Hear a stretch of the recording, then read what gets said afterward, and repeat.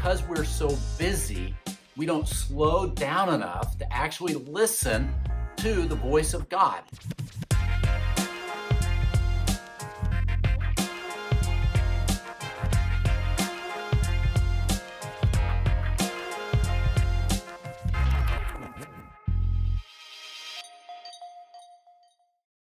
If there's anything that you and I could learn to do as leaders, it's to listen to the voice of God. And I was really reminded about this recently. Somebody sent me a Bible in the mail as a gift. They wanted me to check it out, and it's called the God Speaks Bible. And this Bible has been around for a while, although it was brand new to me. And the whole premise of the Bible is it's color coded wherever God speaks. And all you have to do is flip through it, and you're reminded of, man, God spoke a ton in the scripture. And then, of course, this Bible gives you help with what was God speaking about and how do we learn to listen to the voice of God. But as I've had this around the last couple weeks, it's reminded me that God is speaking. And more than that, am I listening?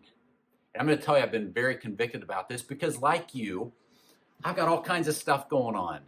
And we've got families, and we've got ministries to run, and we've got jobs, and we've got all of these responsibilities, and we're so busy. But I think because we're so busy, we don't slow down enough to actually listen to the voice of God. And this is something I've really wrestled through with the Lord the last couple of weeks. Like, Lord, I really need to do a better job of listening. Because here's the deal. You remember the story of Elijah. God doesn't always speak in the loud clanging noises and in the fire. He often chooses to speak in a still small voice. But if I'm not listening, I will miss it. Now here's the deal. When I listen to God's voice, it revolutionizes everything. Because when God speaks, what happens? I find encouragement. Any of you need encouragement? Notice my hands up, right? You find encouragement. You find help. You find direction.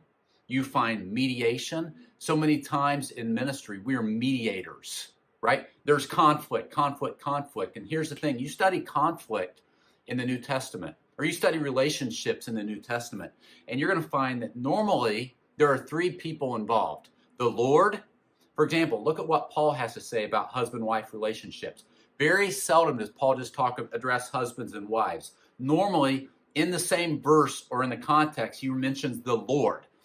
My point being that there's always a third party in relationships.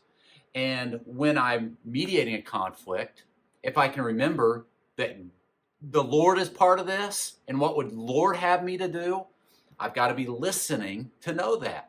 When I listen, God helps me with mediation. He helps me with encouragement. He helps give me strength. He helps me overcome problems and obstacles. He gives me encouragement for my spirit, which we all need. So I wanted to shoot this quick video today. Thank you for watching or listening, however you are getting this content today, just to remind you to listen to the voice of the Lord. It seems like I talk to leaders all the time, and I'm always talking about these techniques, and I'm talking about these strategies. And I think sometimes I miss out on the obvious, like this right here, that God is speaking. Am I listening? I want you to listen. I want to listen. As a result, I want God's blessing in my life and in yours.